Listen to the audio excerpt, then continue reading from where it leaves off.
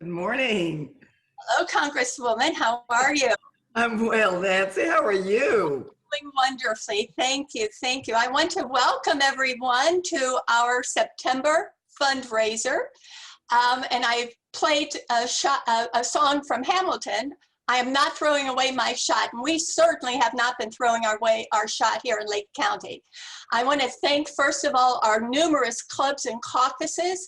Let's start from South Lake and work north. We have Four Corners Claremont, that is led by Kim Norberg. Moving up, we have South Lake, President Carol Rosario. Then we have Royal Highlands with Brenda Flagg as president, Plantation with Kathy Williamson, Legacy with Lillian Lockett.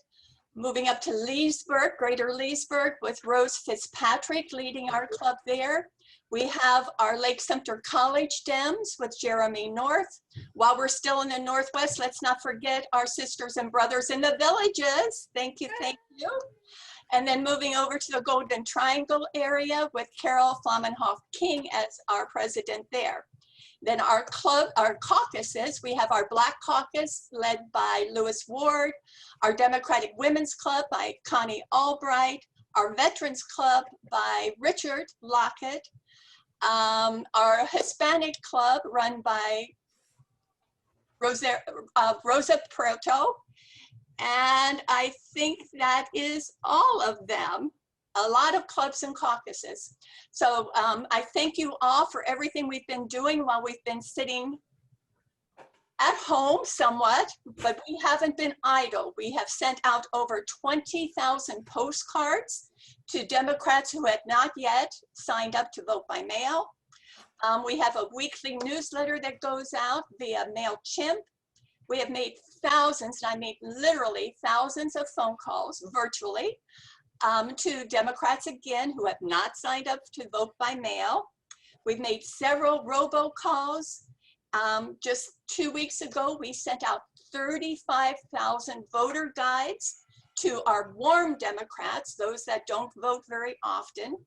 And lastly, a wonderful, wonderful, hugely successful Riding with Biden caravan. 200 vehicles, yay. Thank you all who participated. We had a wonderful time, and we really have the Democrats here in Lake County fired up and ready to go.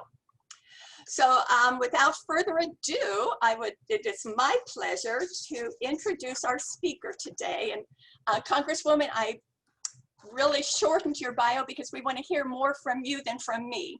So I was thinking, as we reflect on these last few days, I'm reminded of how many first women still are accomplishing today. Justice Ruth Bader Ginsburg yesterday became the first woman ever to lie in state in the Capitol Rotunda, the first woman ever. Our guest today is also a woman of several firsts. Congresswoman Val Demings, the youngest of 7 children, was born locally in Jacksonville and was the first in her family to graduate college.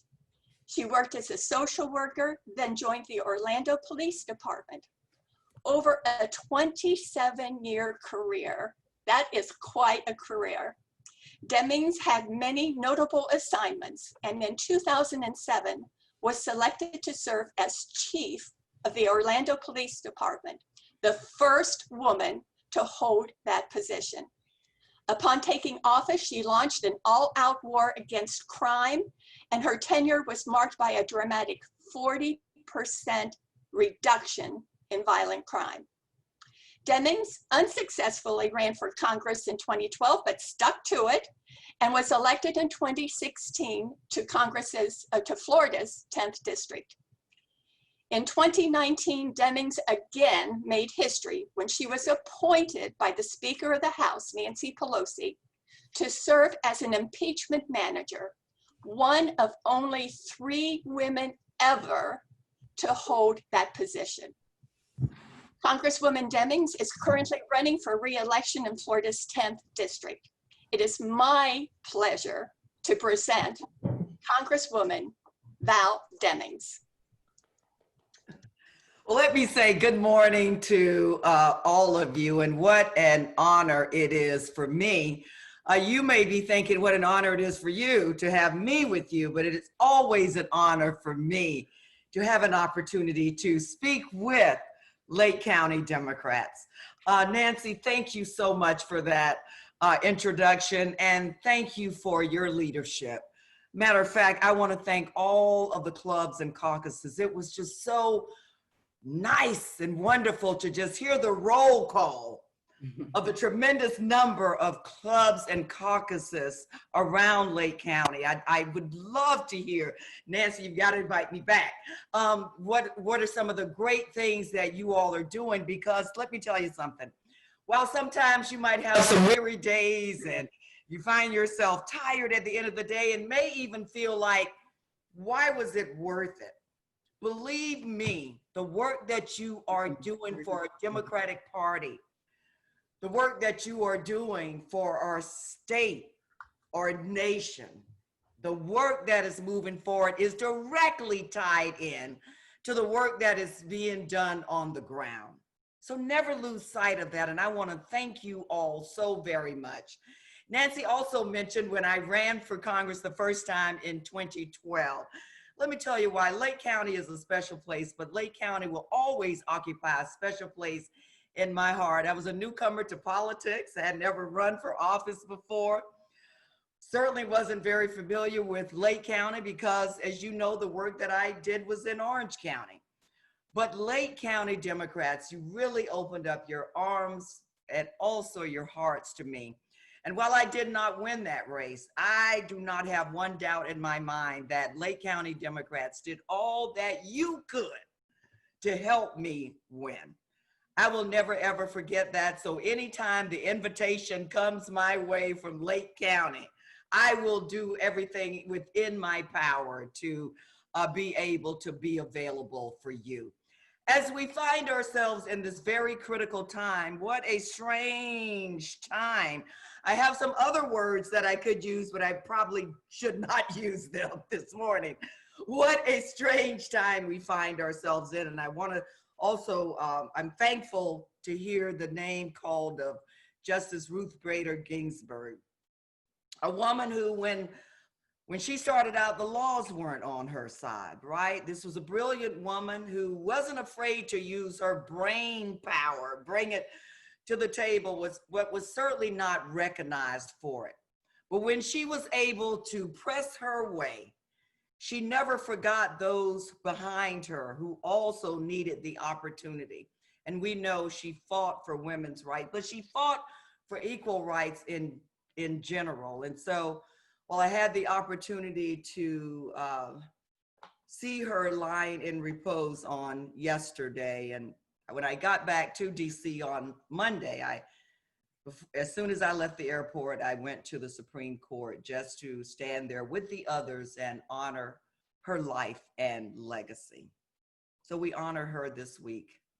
I also want to, as we set the theme for our discussion today, and I'll try to be as brief as I can, but Nancy, you know, I'm a talker and we have so much to talk about. I want to call on the words too of our majority whip in the House of Representatives, Jim Clyburn. And Jim likes to say this. He says, there's no question about America's greatness. We know that America is a great nation. We know that. But the question really is, how do we make America's greatness accessible to everyone? We should not have winners and losers that are hand-selected by man and woman in terms of having access to America's greatness. So the question is, and the work that we do, Democrats, every day is to answer that question, to figure out that question. How do we make America's greatness accessible to everyone?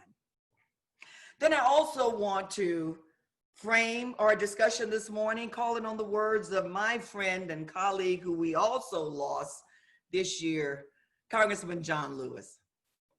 You know, John Lewis talked about never give up and never give in. I know Lake County Democrats never give up and never give in because I've seen you in action, and I've tried to keep up. But he also said, keep your eyes on the prize. Lake County Dems, in 40 short days, we will elect the next president of the United States, and we will elect the next vice president of the United States.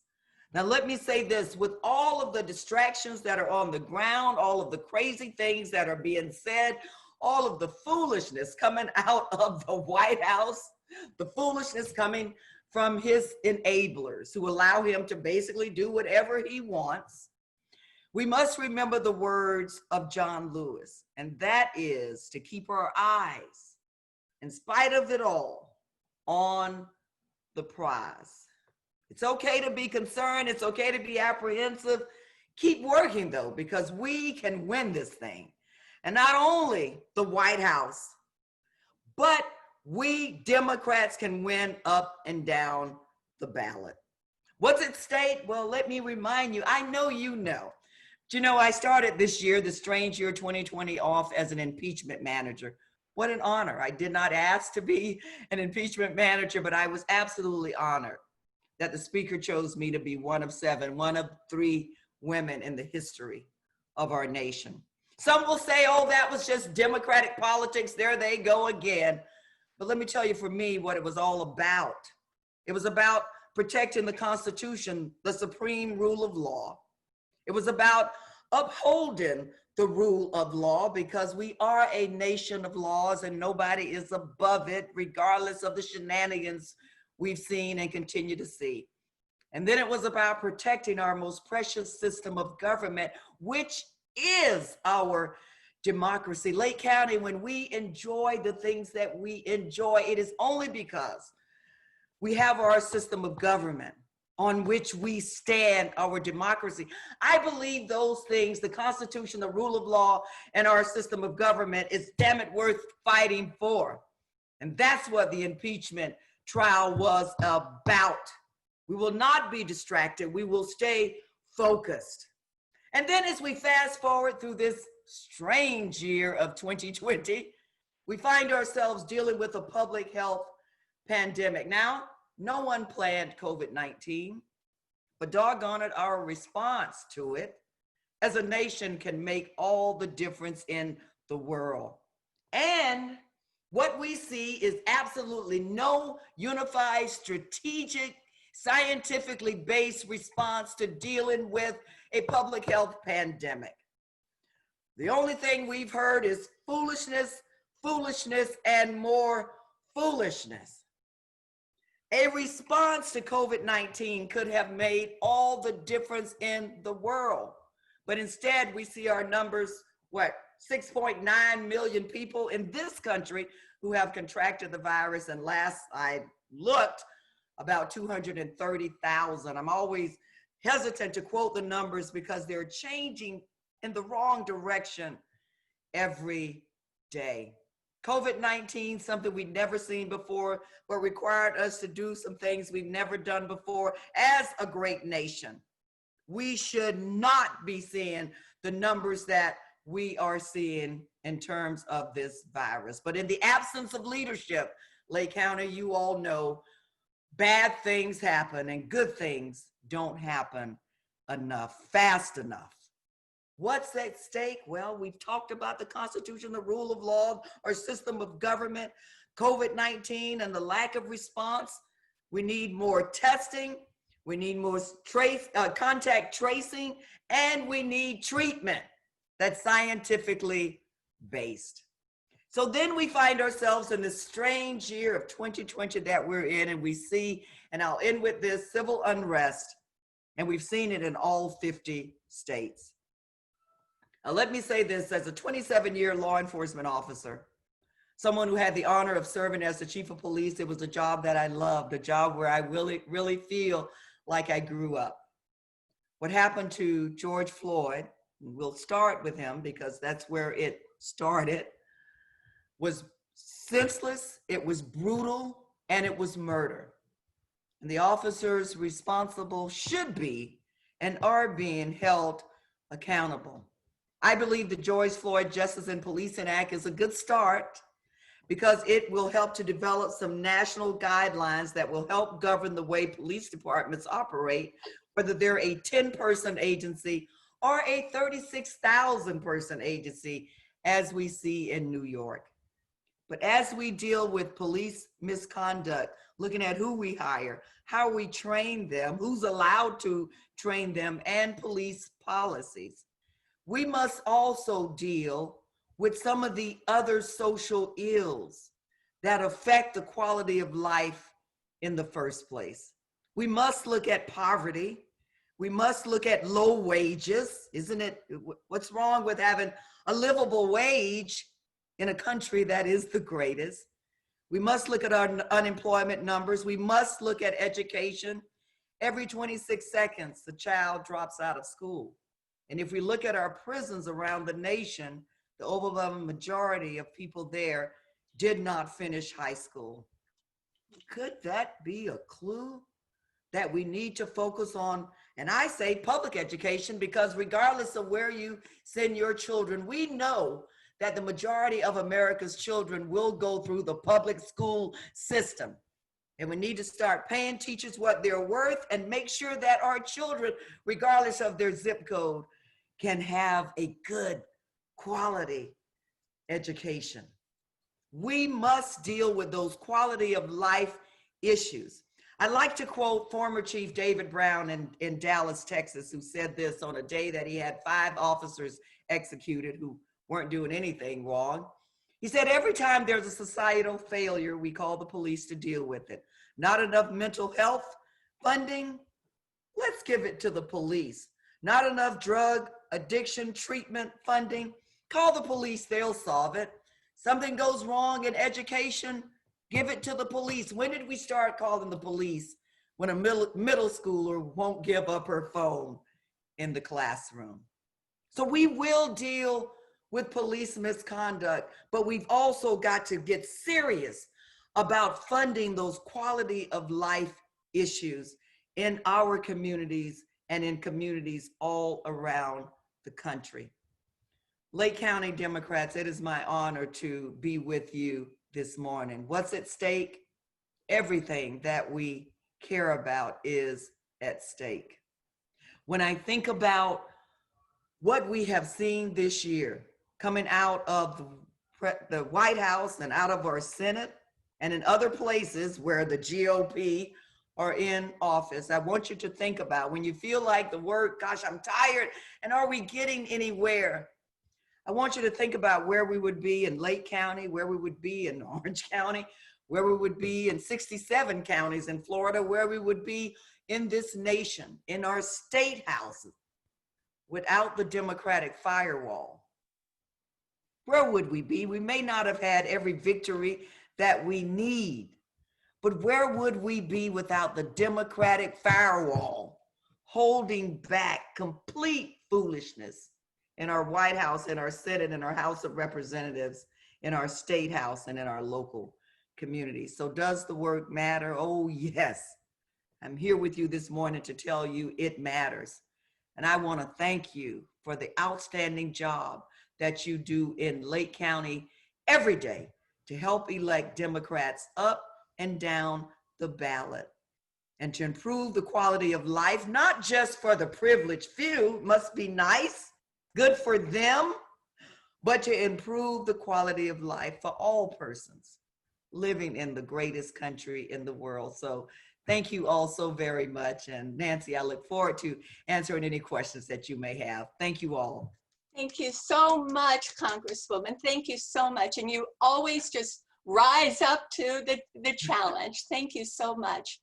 I do have a question. We have a couple questions.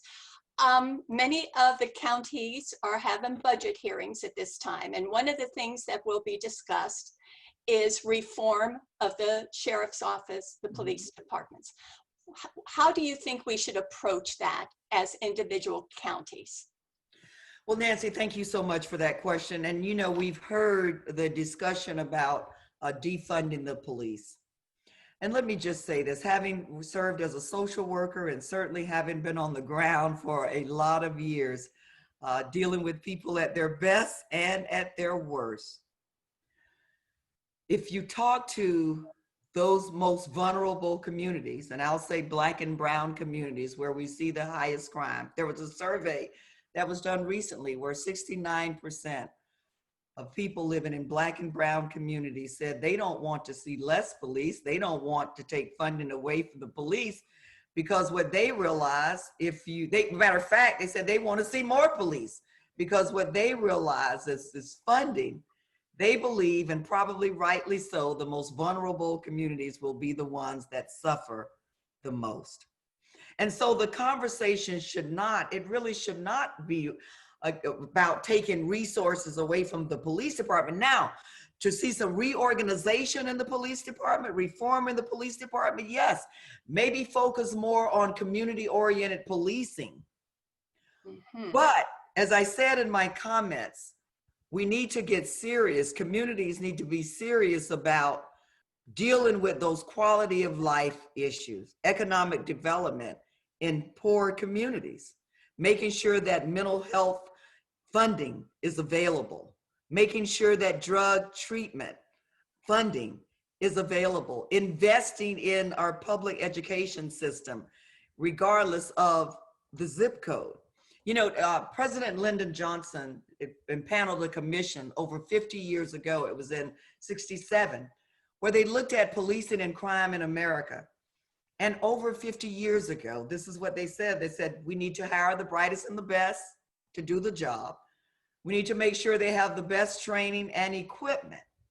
But he realized the commission, who was comprised of educators and social workers and attorneys and other community leaders, they realized that that's not enough.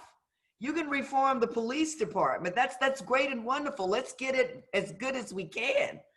But it won't be enough if we don't deal with, and this is what they went on to say, poverty, substandard housing, substandard education, unemployment, indecent wages, not enough, the lack of a livable wage. Over 50 years ago, they said the same thing that you're hearing today. We fast forward to the President Obama's 21st Century Policing Task Force. You'll see a lot of the same things. So it's not about taking resources, it's about reforming, reallocating funds within that department to be more community oriented where they can be, but dealing with those quality of life issues. And so I believe that when we have those budget discussions, there need to be on what are we doing to improve the economic base in some of our poorer communities? What are we dealing with? The police are being called to deal with mental health issues. And look, even if when we hear the conversation about taking those dollars and putting them in mental health, the police are still going to have to be called.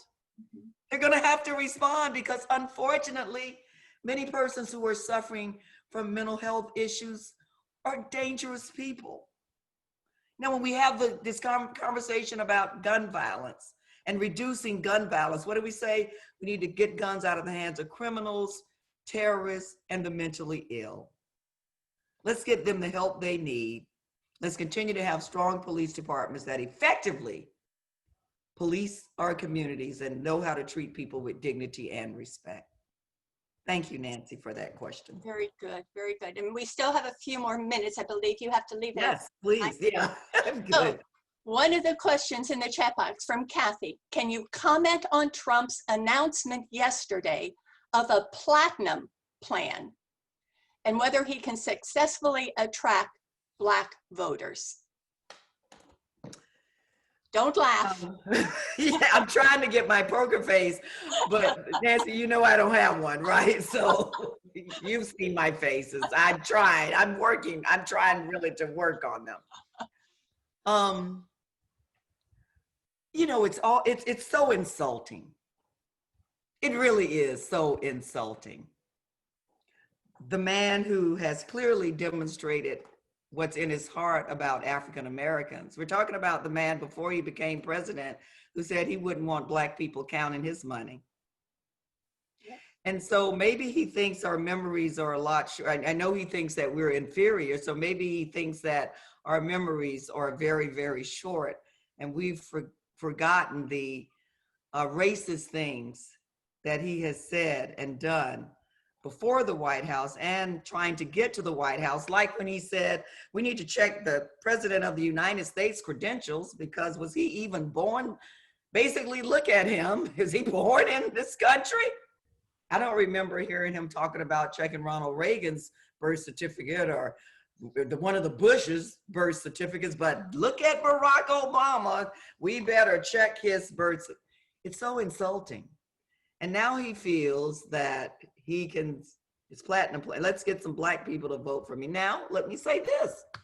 Some people did support him in 2016, and I'm sure will support him again, but to have the audacity to feel like you can get a significant number of African Americans to support you when your record now is worse than it was with African Americans in 2016. We're talking about the man who wants to put children in cages and doesn't mind separating brown people, brown children from their parents. Really?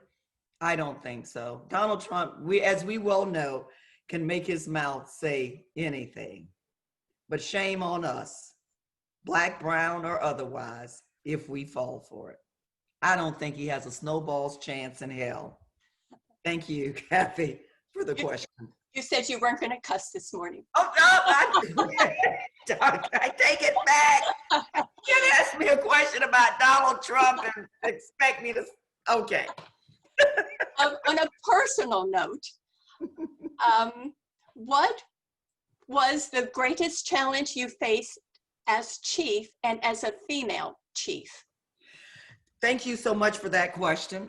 When I was appointed chief, I had worked for 7 male chiefs before I was appointed. I worked for 7 male chiefs. And I remember when I was appointed chief, my first few days, people would come up to me and say, men and women, by the way, congratulations, that was wonderful. But then they all would pretty much say, well, you know, that's a big job. Now, remember, one of the 7 male chiefs that I worked for was my husband. He served as the chief of police.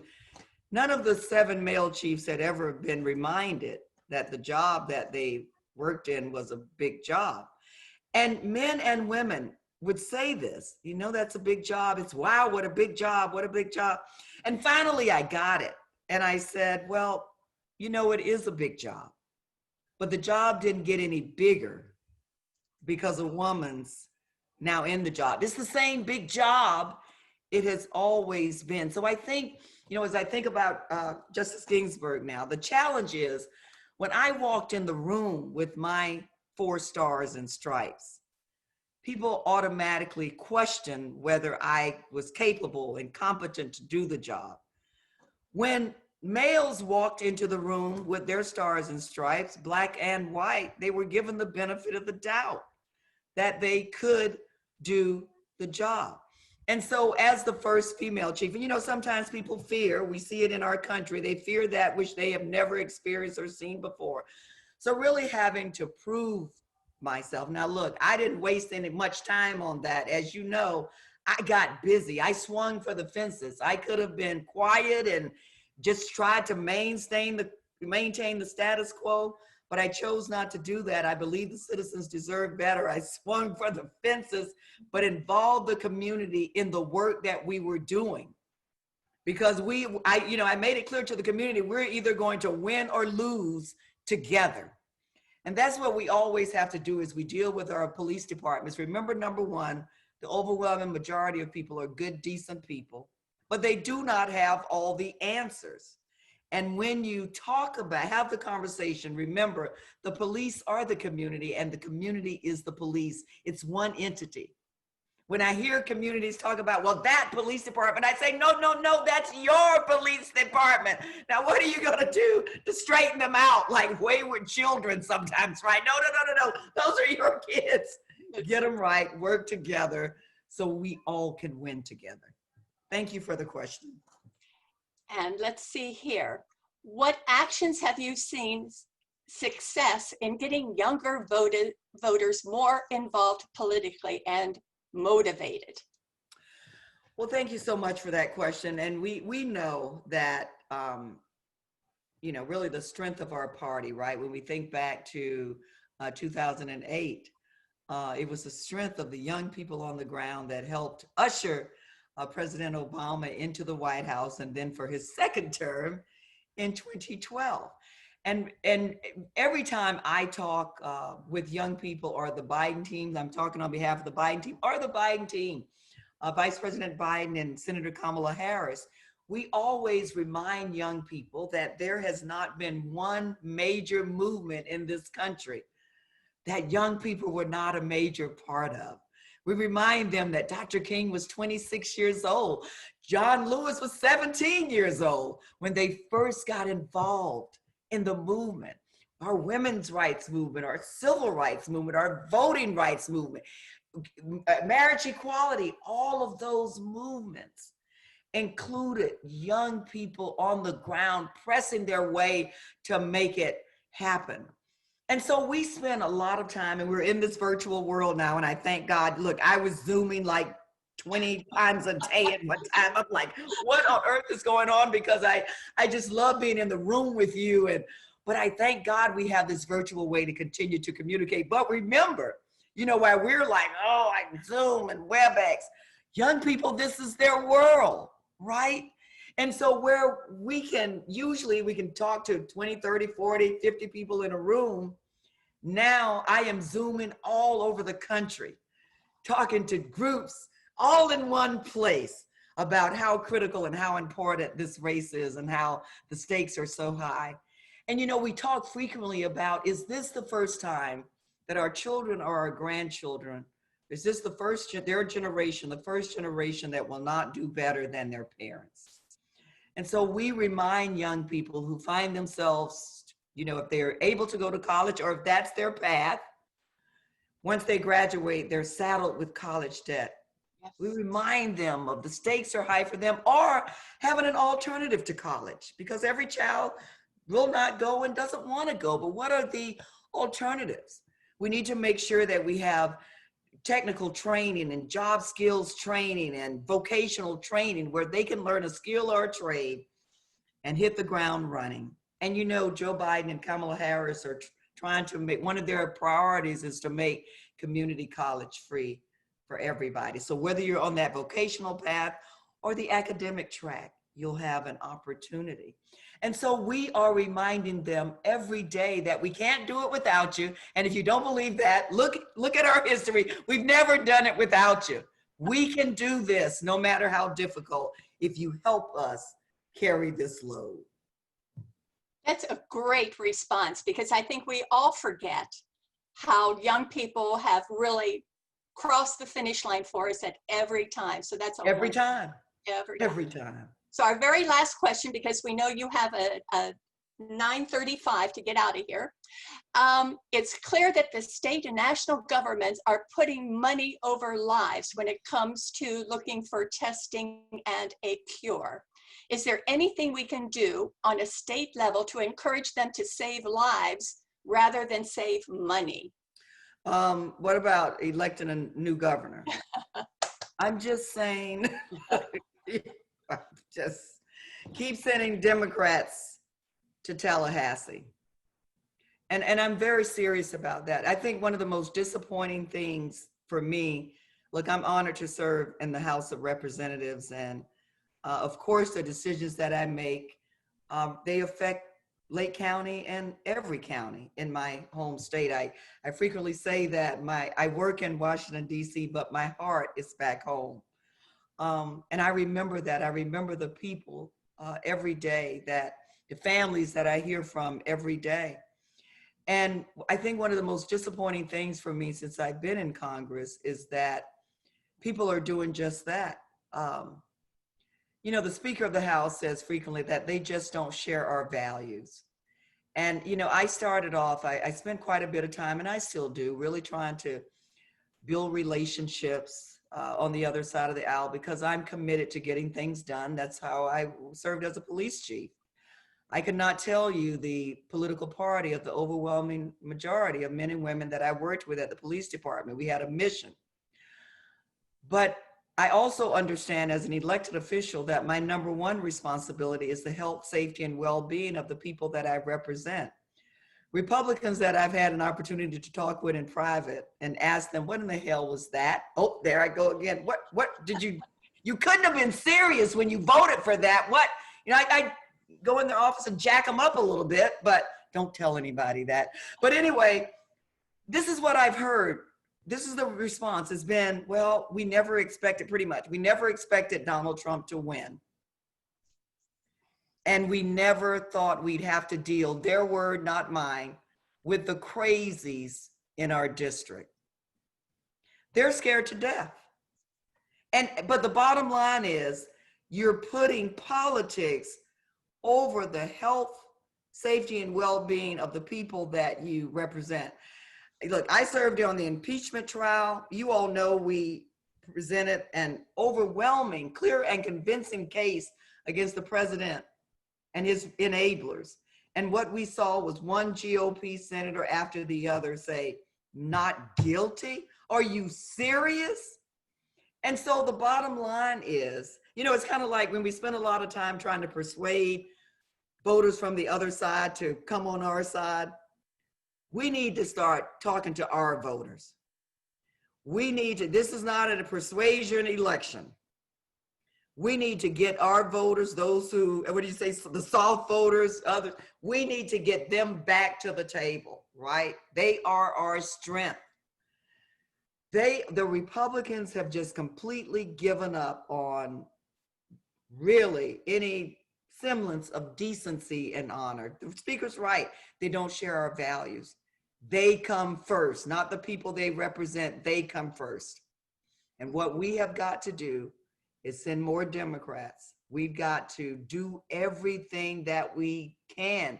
The process may be long, slower than we would like, but we have got to keep chipping away. Remember what I said earlier. Imagine where we would be without the Democratic firewall in the state house. No, they're not in the majority, but damn it, they're holding the water back, aren't they? Thank God we have the House of Representatives, because we would not have a president who's impeached. He was impeached, he just wasn't removed. We've got to elect more Democrats, people who share our values, people who get it. So that's the answer. We've got to continue to work hard, find your candidate, and work like hell to get them elected. Thank you, Congresswoman. And you should know that Lake County has filled every slot with a Democrat. So we're doing our part here in Lake County. I cannot thank you enough for spending the half hour with us. Thank you so very much. And you have an open invitation to come to Lake County anytime this pandemic is finally over. Thank you. And it will be. It will be. Everybody, thank you all so very much. Keep up the good work. Keep up the good fight. It's worth it. And remember what John Lewis said, keep your eyes on the prize. Thank you all. Take care. Bye-bye. Thank you so much. Yay.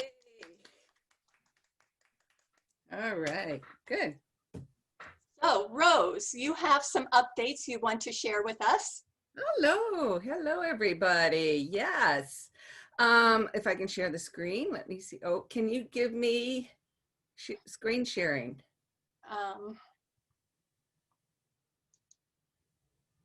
Oops. I didn't know you needed to do this, so let me see here.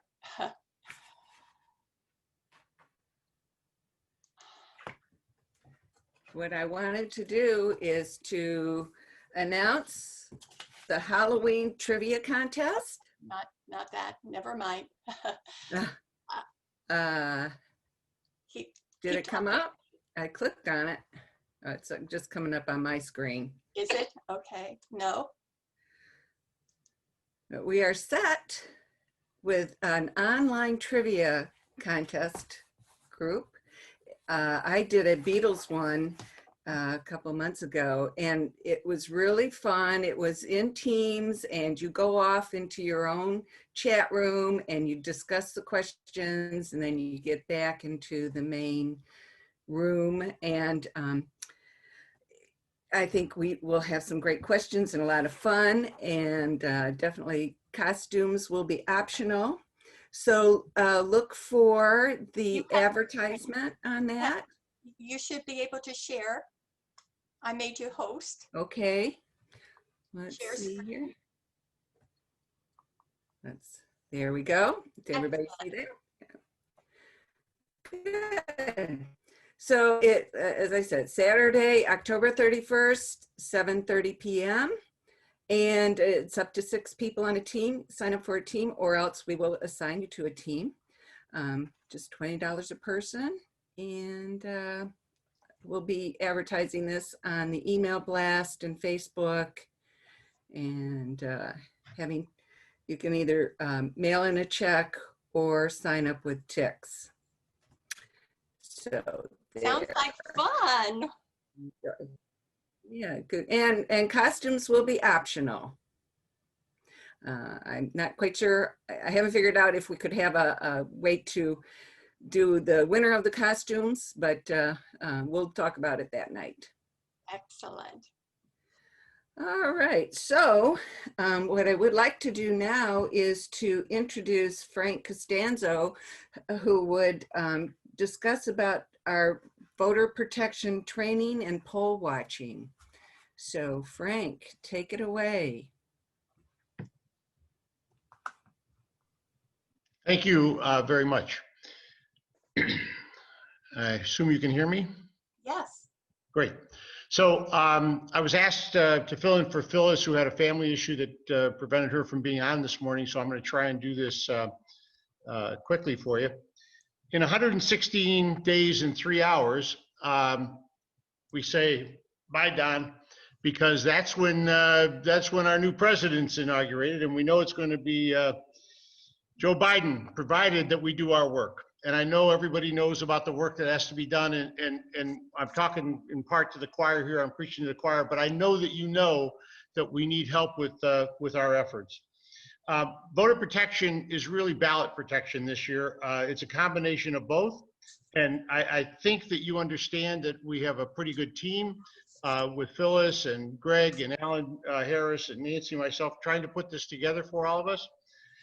And I wanted to go through some specifics as to what we've learned from the Biden team and from the FDP, which is a combined effort, the coordinated campaign, which includes us. That is Lake County. So we have some targeted precincts that have been identified through a variety of means, most of which we agreed with when they came up with, and that is those targeted precincts mean the precincts where we suspect there could be problems on election day. We also have targeted early voting sites, which are areas where we also think there might be some issues during the early voting program. We have a number of volunteers who are working both inside the locations and outside, both on early voting, all the 13 days of early voting, which start on the 19th and ends on the 31st, and on election day itself. We're asking for more people to train and to go inside these voting areas. Now, I know there's a lot of folks that are concerned about health issues and COVID, and we appreciate that. Through many efforts, and particularly on the part of Nancy, negotiating with the SOE, we've been able to ensure that the folks inside these areas who work for the SOE will be cognizant of the COVID situation and be masked, and will provide the sanitary requirements that are necessary. We also, and so if you have any interest in volunteering, we'd love to have you contact us, either Phyllis or myself, but we also would like you, because most of you know about this, and what we're asking you to do is to talk to your friends and neighbors to see if they would participate. This year, it's important that we have presence inside these locations. Just our physical presence has been able to stop some of the problems that we thought would happen, and we know this for a fact. So one of the things that we're also asking is for outside observers as well. Now, outside observers, as you know, watch for incidents and report those to our boiler room or to other areas, depending upon what the incidents are. We know of incidents that have occurred already. As soon as Virginia opened their early voting, incidents occurred. We will train people for both inside and outside and how to handle those incidents and what to do. You don't get involved, you don't interact with them, you simply report. And we'd like to ask folks to help us with that. We have a lot of shifts that are still open. And while the state is doing a 2-shift day on early voting and on election day, we are doing a 3-shift day because we think that asking people to stay that long sometimes is difficult. So we have 3 shifts in every location. And we would like you to consider participating in that. Further, if you want to take back-to-back shifts, that's okay too. And if you want to shift inside and outside, that's okay too. We can work that out. We've been asked to, we have to wear credentials that are issued by the SOE if you're inside the voting areas. And so we need that information, and we need to know the shifts that you're volunteering for and people are volunteering for really quickly, because we have to send that request into the SOE well in advance of the first early voting and well in advance of election day. In fact, we have to send some of those in next week. And so we need to fill those slots this week to ensure that this weekend and early next week to ensure that they get in. Now, as you know, part of our efforts include vote by mail, and we will be doing a vote by mail chase by phone. And we will be encouraging people who have voted by mail to get those votes in early. Some of you have already received yours. I see mine's coming today. We're encouraging you to get those in early and get your friends to get them in early. And there's a change this year to one aspect of vote by mail. In the past, individuals had to take their own vote by mail ballot into a depository. That could be at an early voting site. They could put it in the mail, or they could take it to the SOE's office. This year, as long as you're not paid to do so, you can bring those vote by mail ballots in. So if you have neighbors who are afraid to use the mail, or if it's late in the cycle, you can physically take those into the election area in the early voting sites, or bring them to the SOE's office. And also this year, thanks to, I think, some efforts that we were able to effect, there will be outside mail drops or vote by mail drops at 12 locations in the county. We don't have all those locations yet, but we will get that information out to folks. And they probably will be at early voting sites for the most part, but they'll be outside so people don't even have to go inside to drop those ballots off. One thing we are asking, if you have any contacts with local police or contacts with the fire departments, we'd like that information. We need it for our boiler room purposes, and we'd like to have those contact information, particularly if it's a friendly person, because we may need to inquire about certain things or ask them to do certain things. So if you know anybody who has local police or fire presence, that would be very helpful. We're doing training, but the state is doing training as well. And so we're encouraging people to take the state training and which is actually the DNC training and the Biden training. But we will be doing some refresher training. I'll be doing that sometime in the next 2 weeks. That information will be available on the website. Rose will be getting that over to Rose to get up on the website. And I'm sorry, to MailChimp and to Laura for the website. And so we have that coming up as well. Finally, I wanted to mention that, as I said earlier, your presence is important, both inside and outside. And we think we're going to do something a little different outside, because the SOE credentials that you'd be issued specifically say, I can't talk to you, because they're designed for internal work. So we probably will be issuing a badge that simply says voter protection or something of that nature, so that people who are questioning things or confused at the polls, either early voting or at the polls, will have someone to go to outside who can give them direction and help them with things to do. All in all, we were very pleased with the way early voting went. I'm sorry, with the way early voting and election day went on primary day, because your presence made a difference, and because I think people were educated to go ahead and do that. And so I think that's it, Rose. If you have any questions, I'd be glad to answer them.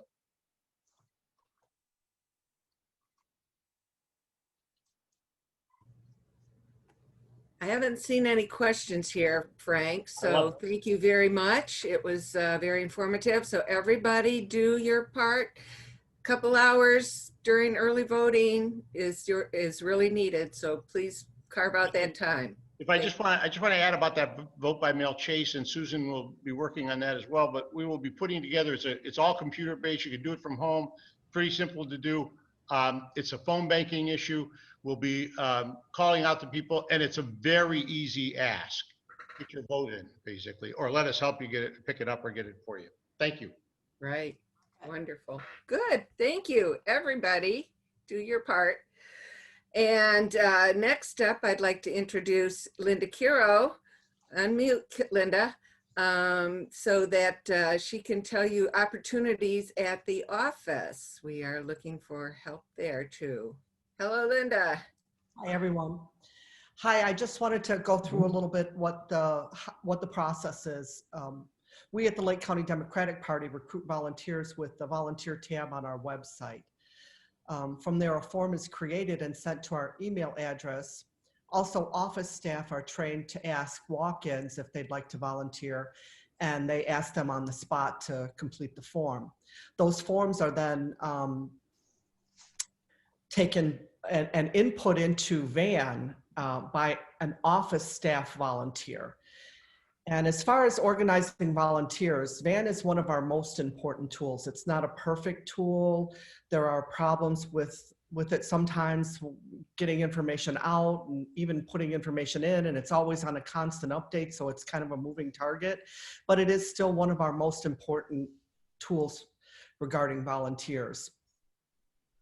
The theory is that when a volunteer is needed by a candidate campaign or precinct captain, a simple search will supply a list of volunteers based on criteria such as the district or the precinct selected, and on selections or made by the volunteer on their form. So those two things come together, and that supplies the candidate or the precinct captain with a list of names with phone numbers and sometimes email addresses that they can contact in order to assemble a volunteer team.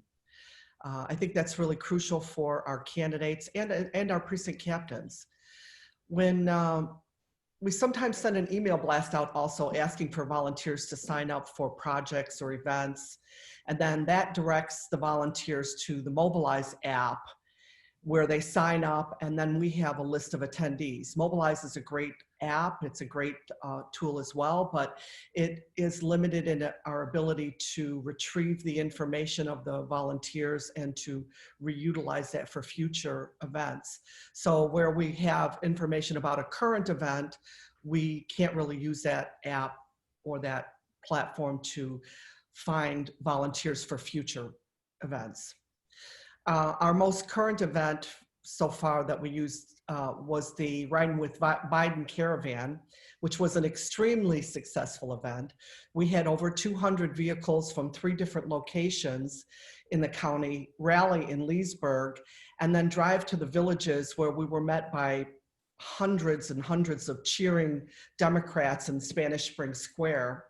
It was very awesome, and it was nice to see that so many volunteers had the opportunity to show up and support Vice President Biden and Kamala Harris. And I personally was very proud to participate, and I got just a little bit loud.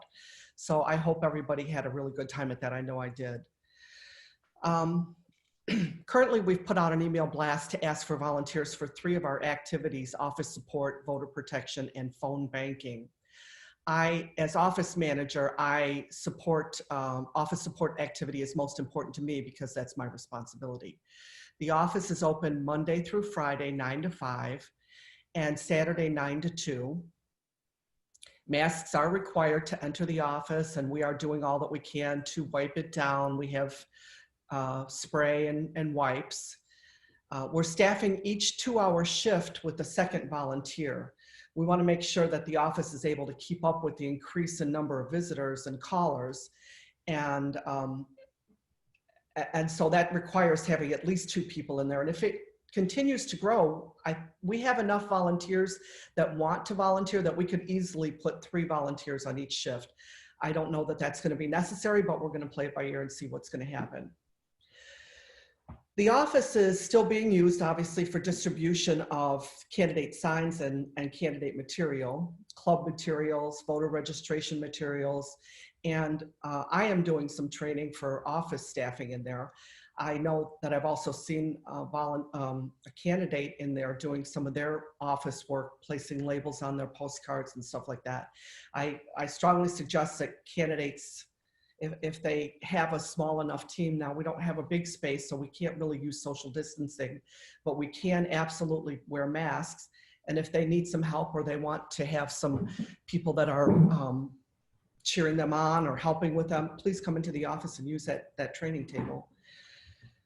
As well, the office is still a meeting place for local Democrats to come in and introduce themselves and vent. Our office staff is an amazing group of caring listeners. Every single day, maybe every single shift, a local Democrat comes in or calls just to talk about their concerns, and our staff is ready. They listen, they participate, they ask the pertinent questions about whether or not they're registered to vote, whether they would like to volunteer, if they would like to sign up for vote by mail. And we know we've put out there that there are those 3 main initiatives that we've tried to get for voter protection, phone banking, and office staffing, that those are the 3 most important things that we're looking for right now.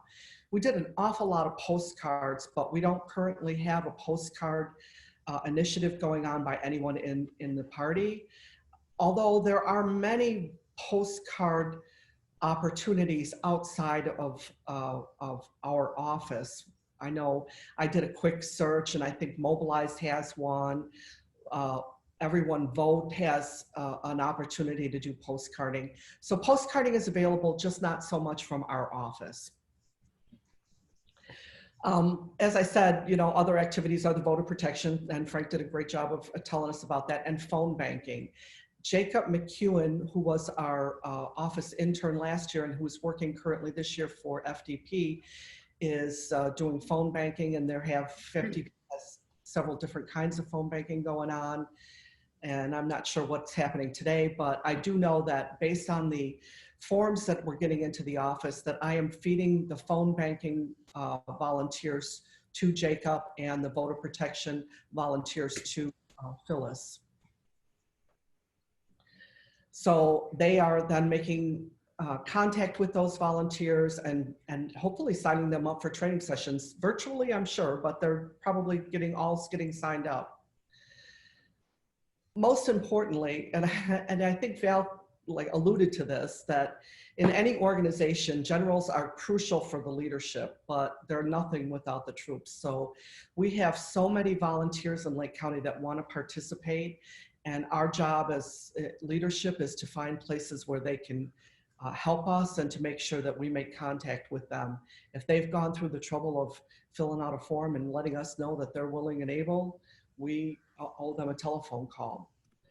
I lost my piece of paper, but there are actually 13 volunteer activities that are available in the office. And I suggest that you would look online and go to our website and check out the tab that's volunteer, fill it out, send it in.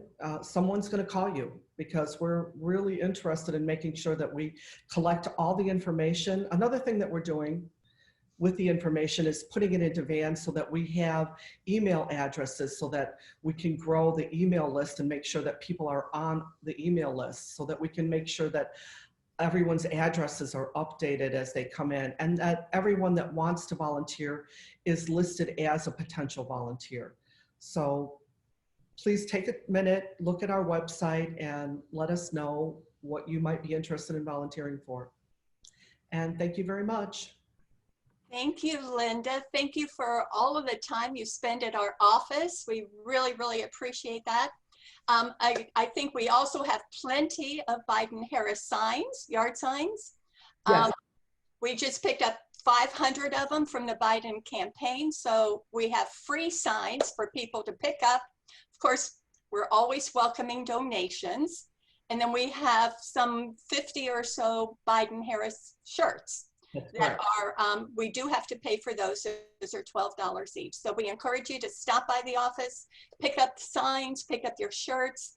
The most important thing we will be doing over the next few days is to get our poll watchers signed up.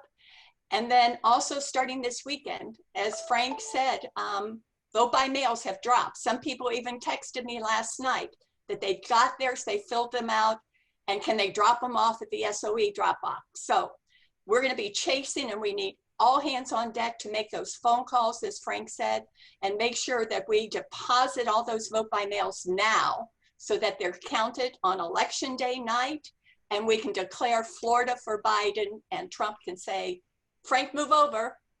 Bye, Don. Bye. Thank you all so much for coming today. We really appreciate your time. I want to thank, at the very beginning of our session, we had the list going up of our sponsors. We had 20 individual sponsors. We also had 20 silver supporters. Thank you. We had 6 platinum supporters and 2 gold supporters. So thank you all very much for your money, but more importantly, thank you for your time. I hope you have a wonderful weekend. Sign up and sign up for many events. We have on my phone, the last thing I want to say, 37 days, 14 hours, 58 minutes, and 39, 38, 37. I probably should brag, but tag I amazed and astonished. The problem is I got a lot of brains with no polish. I got a holler just to be heard with every word. I drop knowledge, I'm a diamond in the rough. A shining piece of coal, trying to reach my goal. My power of speech, unimpeachable. Only 19, but my mind is over. These New York City streets get cold. I shoulder every burden, every disadvantage I've learned to manage. I don't have a gun to brandish. I walk these streets famished. The plan is to defend this, walk into a flame. But damn, it's getting close, so let me spell out the name. I am the A-M-E-S-A-N-D-E-R. We are meant to be a colony that runs independently. We want Britain keep shitting on us endlessly. Essentially, they tax us relentlessly. And then George turns around and runs a spending spree. He ain't never gonna set his descendants free. There will be a revolution in this century. Enter me. He says in parentheses. Don't be shocked when your history book mentions me. I will lay down my life if it sets us free. Eventually, you'll see my ascendancy. And I am not thrown away, not shot. I am not thrown away, not